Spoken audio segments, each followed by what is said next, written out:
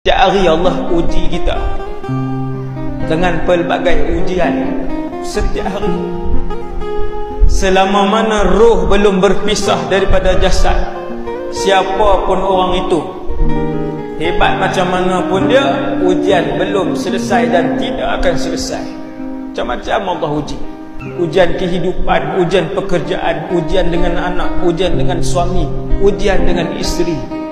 Maka Nabi jawab kepada Sayyidina Ubay, memberikan jawapan kepada semua umat Nabi Muhammad sallallahu alaihi wasallam. Waktu Sayyidina Ubay tanya, "Ya Rasulullah, kalau macam tu aku jadikan seluruh zikir aku daripada pagi sehinggalah aku tidur, kesemuanya adalah selawat kepada kamu." Nabi pun sebut, "Tukfa hammuk wa yughfaru dzambuk." Ketika itulah semua kegelisahan kamu, keresahan kamu akan diuruskan oleh Allah Subhanahu wa taala, dan Allah ampunkan semua dosa kamu.